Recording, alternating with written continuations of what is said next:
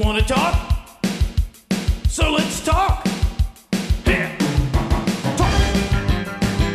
You wanna talk? You gotta talk, you need to talk. News talk. I talk, you talk to Solomon. I talk, you talk to Solomon. Yeah, let's talk to Solomon. Talk to Solomon. You gotta Good evening, and welcome to Talk to Solomon. That's me, Stan Solomon, my co-host, Chief Steve. former Police Chief Steve Davis, and our guest of honor, former Ambassador Dr. Alan Keyes. Alan, how are you this evening? I'm doing okay. How are you, Stan? I am fine, my friend. Nice to see you. Nice to talk to you. Good to see you. Hi, Chief. How are you? Oh, I'm great. Good to see you. I was just going to It's good say, to I see was you. almost going to wish you a Merry Christmas, but we have one more show. Actually, with you, one more show before Christmas, then we'll be off for 2 weeks. So we certainly want to wish all of our viewers a happy holiday season, and we will talk more about that probably next week. But I want to start tonight with a story that most people don't talk about, don't know about, and frankly, I must admit, I didn't know about, and that is the fact that not in the United States so much, although it happens here, but in many countries around the world, Argentina in particular, we're talking about here, girls and young women are kidnapped and forced into prostitution and lost. And the system doesn't care.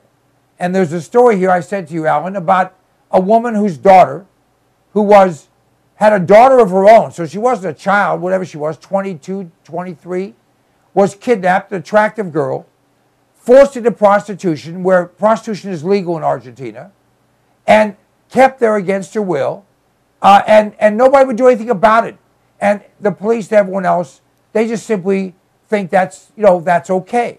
So we talk about the Muslims and what they do to women, but here in alleged Christian countries, there is this blind eye toward the kidnapping and coercion and drugging and forcing of girls and young women to become prostitutes. Well, it turned into a cause célèbre.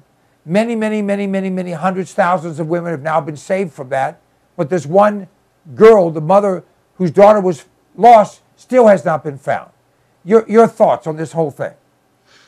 Well, sadly, Stan, I think we're talking about something that continues to be rampant in many parts of the world. It is part of the ugly underbelly of immigration, even in this country, because of the questionable condition in which some women find themselves if they come into the country in an illegal status that can then be exploited against them by unscrupulous people seeking to force them to use their bodies to make money. It's a problem that's been rampant in Europe because of the involvement of various organized crime elements, some of them based in former countries of the Soviet Union, some of them are based in organizations that cater to this kind of thing that have their roots in Islamic countries where slavery is still pretty much commonplace, and of course extending into Latin and South America. We think that we have gotten beyond the era of slavery, but when it comes to the degradation of women, this is far from true. And of course, we have seen the explosion of the culture of exploitation of women for sexual purposes on the internet and throughout the world. It's a multi-billion-dollar industry that caters to sex online. And I think people don't often enough think about the fact that behind all of that, there is a saga of interconnected violence and drugs and enslavement that represents a true blight of darkness that sadly is finding its way, seeping throughout the countries of the earth. And I think it's important to remember that there's no cultural barrier anymore, right? Whether we're talking about the Christian world, whether, of course, we're talking about the Islamic world, do you realize that in one of the controversies surrounding the Constitution of Egypt that they're fighting over right now is that the prohibitions against slavery were removed from the Constitution? So we think, oh, this is a battle that's fought. This is a battle that's done. That's not true. It's simply a battle that is now fueled by a different form of human lust. Lust is that wonderful word rooted in German, among other things, that really just means a passionate desire for something. The lust for money, the lust for fame, the lust for pleasures of various kinds. Well, that culture, sadly, is now manifesting itself, as it always did throughout history, in ways that degrade and ultimately enslave and destroy human beings. And I think what we have to keep in mind is there was a reason why societies put a great emphasis on trying to build up a moral culture that would counter this kind of tendency, because we are dragged down by this combination of lustful greed and passion, people looking for pleasure and others looking to make money by whatever means possible. And if a society doesn't concentrate on building up the moral capital that helps us to stand against these things and find the fire in us to fight them back, then they spread, as they are spreading right now throughout the world, making use of modern technology to make things worse. By the way, I would think, do not know, that one of the reasons they want to eliminate the ban on slavery is because the Brotherhood plans on taking the Jews from Israel and enslaving them. That's just a thought, but I think a cogent one. Chief. Well, there was a movie called Taken, I believe the name of it was, that really emphasized this story. But what really appalls me most of all is, in the midst of this, you see so many blind eyes. The taxi cab driver who had a blind eye, the police officer involved in this, who is one of the defendants in this case, the judge probably getting paid, who delayed the issuance of the search warrant until the missing girl was whisked away somewhere else, and then before the police had a chance to go in and search for her.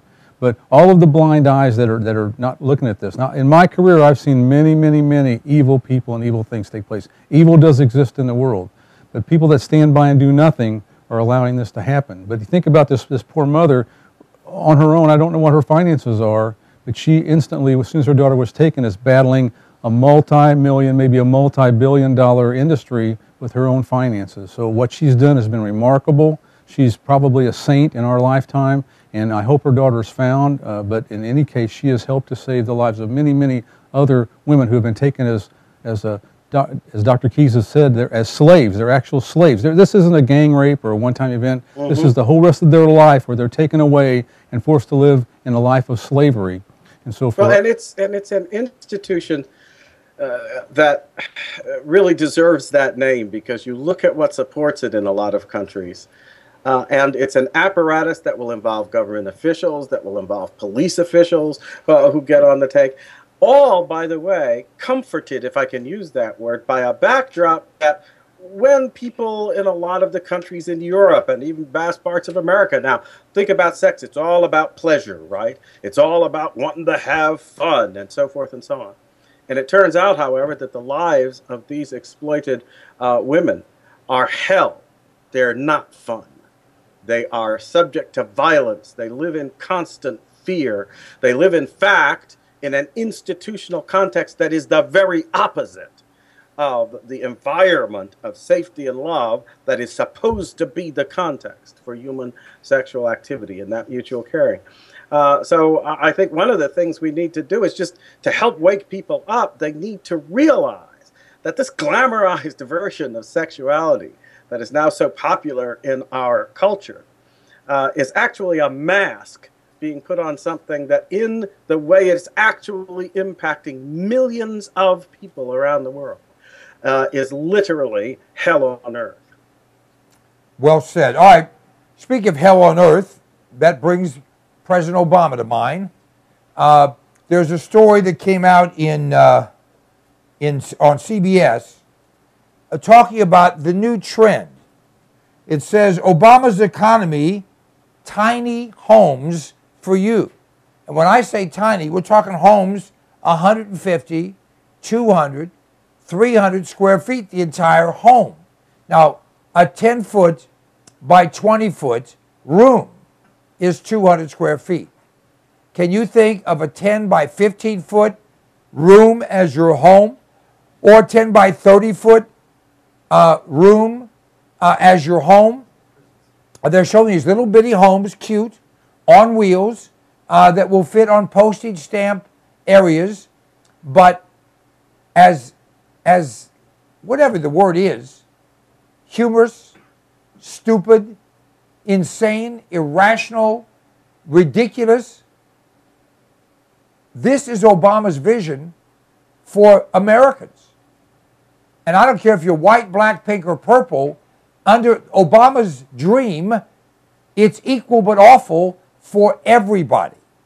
I'll start with you, Chief. Well, not for everybody, because the elite class won't live in these homes. Of course not. They'll live in Al Gore's types of homes, made out of logs, by the way. But what I see this as just another means of control. Obama and the left, they want total control. So they control where you live, how you live, but also these are easy to search. I've been a policeman a long time. You want to find the guns and get rid of them? Easy to find them in these little houses. Alan? Well, Stan, sadly, I think the chief has really taken us down the road that points to what underlies all of this. And I wish there was some way on my blog, Loyal to Liberty, I have over the course of several years now, tried to get people to focus on the underlying reality that's at work in all our politics now. And it has nothing to do with these party labels and all this junk. It's an age-old story of whether society is going to be organized for the good of the whole people or for the good of the elitist few. And that's been the big battle. It's what the founders talked about at the Constitutional Convention. It's what philosophers have written about for thousands of years. And behind the facade of leftist ideological rhetoric, there is an effort to consolidate control, to put government in the hands of fewer and fewer and fewer people. And we could talk about that in the context of what Obama's doing. We can talk about it in the context of what John Boehner is doing to establish his little dictatorship. He doesn't care what kind of people got elected to the House.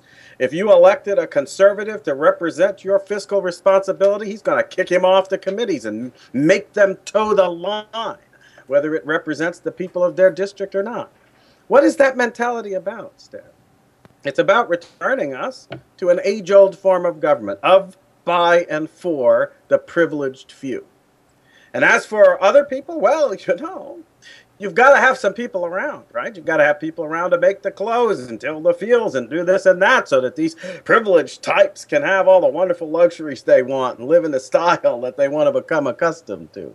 So you can't just have nobody, but the aim of government is then to consolidate power, whip people into line so that they'll do the necessary work to support those who represent the fruits and flowers of the society and think of themselves that way. America is supposed not to be about that.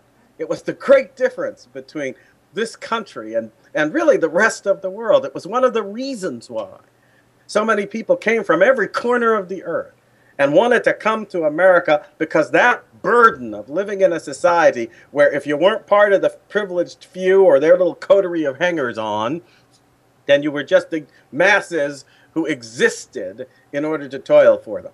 You were, as Jefferson said, born with a saddle on your back, and they were born booted and spurred to ride you. And that's what they did. So Obama's taken us down this road, but it's not just him. Please, wake up, people. We are dealing with forces in the world, they transcend party, that are basically turning back the tide of the emergence over the last 250, 300 years of a government that actually involved and respected the good of the whole people, didn't have the mass of people existing for the sake of the luxuries and passions and pleasures and vanity and power of the few. And we're letting it be overthrown in our country, as it has been various times, neglected and thought impossible throughout the world. When in point of fact, what we have proven in America is that if you actually respect justice for everybody, you get a result that, as we know, was like nothing the world had ever seen before in terms of the strength and prosperity that was distributed throughout the society for a time, that this made possible. Well, they're turning the clock back now. And under the guise of leftism and socialism and saying they're going to do everything for everybody, what they're doing is reducing people to what is a form of political slavery. And once they get the power, Stan, what you're talking about in this little matchbox houses thing, I don't think living in a small house is a bad thing. People shouldn't feel ashamed of themselves for that. What they should be, however, is angry if some little dictator like Obama and his coterie crew is going to dictate that that's going to be your fate. Not because you choose it or like it or want it or because you're on a stage to work to get something better. All of these things can have their dignity. But to be put in that position because you're basically being stacked up for your labor power by some little coterie of elitists, that's un-American and it's hateful. And we shouldn't be letting it happen. And those people trying to do it need to die, in my humble opinion. All right, speaking of need to die, let's talk about the right to work. I'll start with you, Chief. What we've seen happen in Michigan is the people of Michigan have elected through their various state districts for House and for Senate leaders that have decided that when the union movement tried to change the Constitution to make collective bargaining a constitutional mandate, the people rejected it by 14%, by 14 points, a huge defeat. And then the reaction was, you know what, we need to give people the right to join a union or not to join a union, which is a death blow because there are some estimates that half, maybe more than half, of the people currently in unions, given the opportunity not to pay that $500 or $400 or $800 or $1,200 a year or $2,000, depending on what their job is, would opt not to do so, which would devastate the union's ability to dictate, to mandate, to bully, to intimidate. Chief. Well, the first thing, I was watching some of this on television this morning, and I was astonished because I was looking in the crowd of all the union protesters, and I didn't see the Wonder Bread people, the people that made the Twinkies. They weren't there, and I was thinking, why aren't they there? But I forgot that they already pushed themselves out of their own jobs by picketing and promoting against their own company. 18,000 jobs lost. But I believe that the American people, like the people in Michigan, have realized that unions they've gone too far. You know, maybe the unions had a good thing at one time, or did a good thing at one time. Maybe collective bargaining was a good thing. Maybe what they've done was a good thing. But they've gone way over bounds now. And you look at the figures. The unions contributed over 97% of their donations to Democrat candidates who support their power. It's all about the power. They want to control what the companies do. The free market means nothing to them.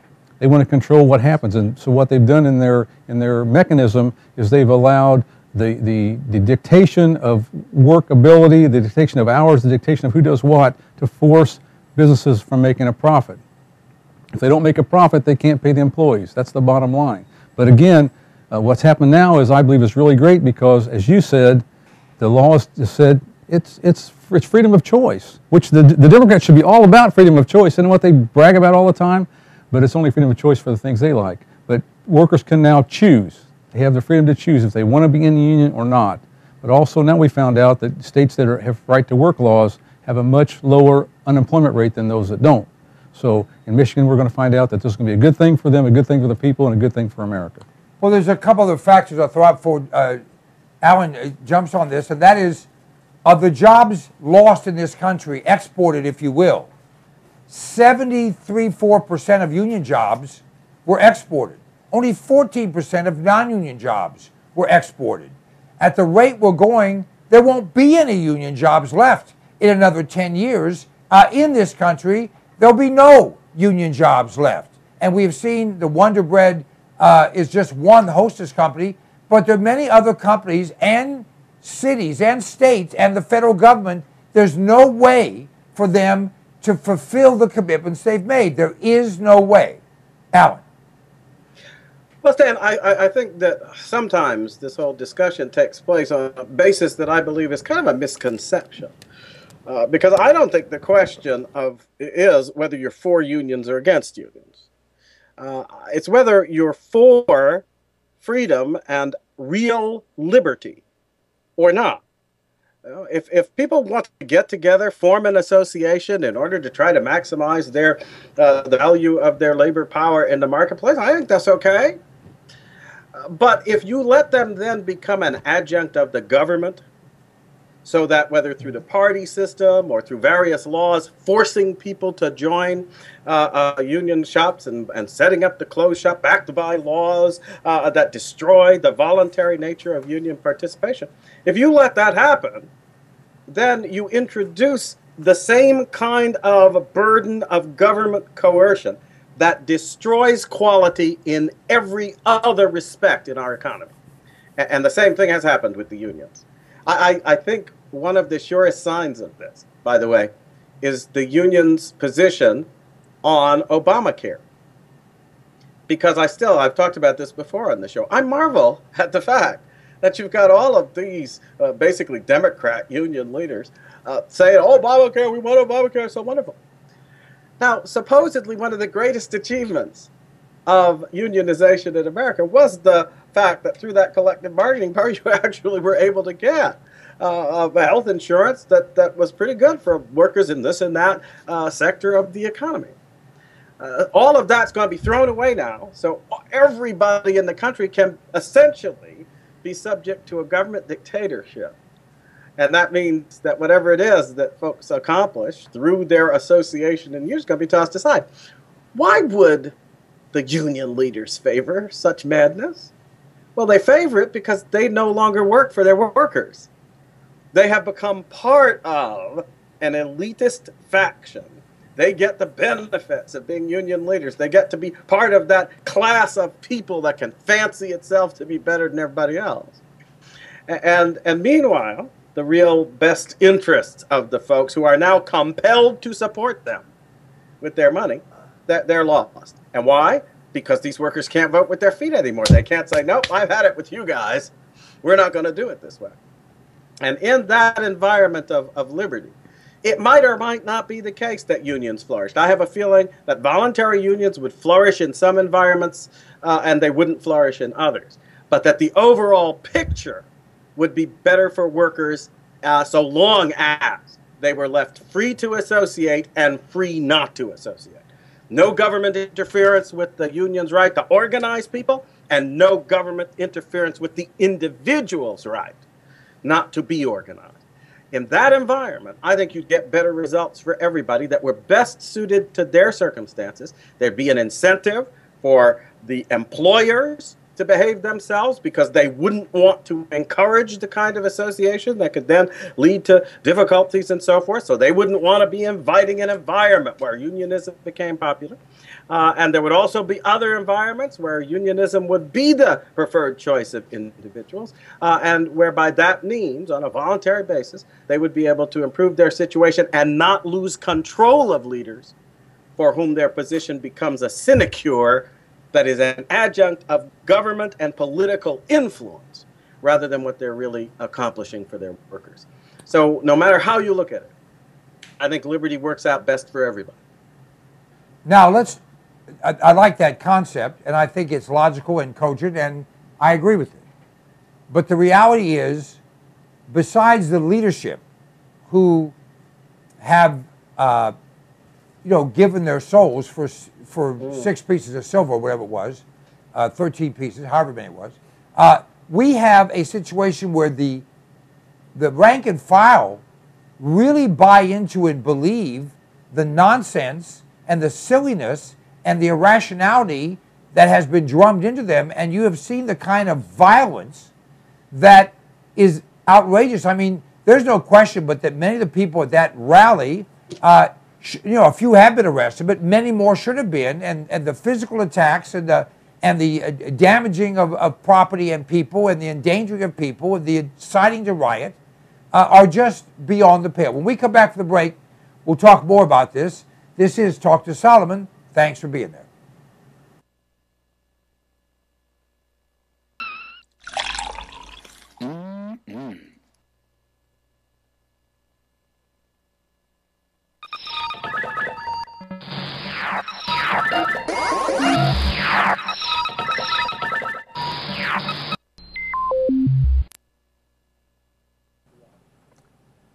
Let me ask you a question. Do you like being sick? I have in my hand an incredible product. It's called TR10 Supercolloidal Silver. TR10 stands for a trace to the negative 10th power. The particles in this silver product are 6 to 8 angstroms, 6 to 8 10 billionths of a meter. Now listen to me. Silver has been the magic bullet for all of human existence. The Egyptians used silver instruments. We use silverware. They put silver in your teeth because nothing can grow on silver. Silver will kill anything but liberalism. I'm working on that. This product, you go to cpnlive.com, buy 1 quart of this product. It will last you for a very long time. Anytime you feel like you've been exposed to something bad, take some of this product, spray it in your mouth, or take a little bit and gargle it, swallow it. It will kill any pathogen. The average antibiotic kills 10 to 20 different pathogens. This product will kill 700 plus. Do yourself a favor, do your family a favor, do your doctor a favor. He's tired of seeing you. Get supracolloidal silver. Go to cpnlive.com, order the product. It's $29.95 plus shipping. I think it's $39.95 delivered any place in America right to your door. It's worth 10 times that. Check it out. If you're not 100% happy, just return it and we'll give you your money back. You have a computer, if you're alive today, which means you have a hard drive, which means it's going to break down. Mosey, the backup people, for thousands, for Stan, for thousands of people, for tens of thousands of people, is simply common sense. You go to cpnlive.com, click on the icon for Mosey, the backup people, and sign up. It's just a few dollars a month. Let me tell you something. We had a break-in. They stole our whole computer.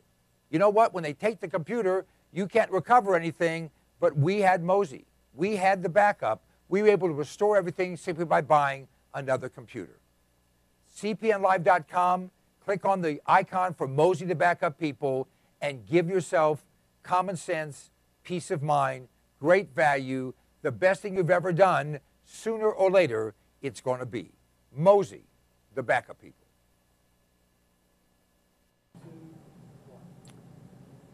Do you like being healthy? I do. In fact, this product, which I've been taking for years now, is absolutely the answer. Now, you may not believe it, but I'm actually 21, plus tax, of course. This product has 146 different healthful nutrients in it, and it's liquid, so it's bioavailable. It tastes great, and it's sugar-free.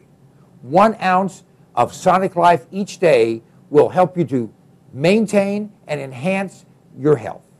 It's the kind of a gift, well, that you'll thank your mom for, your husband for, your wife for, your kids for. Whoever you give it to, they're going to say thank you, and you are going to enjoy the benefits of having all the vitamins, all the minerals, all the nutrients your body needs in one very reasonably priced product. Just go to cpnlive.com and everything's right there. You'll be able to read all the ingredients. The price is right there, a flat price delivered to your door anywhere in the United States of America. Sonic Life is a gift, a great gift. Give it to yourself. I do.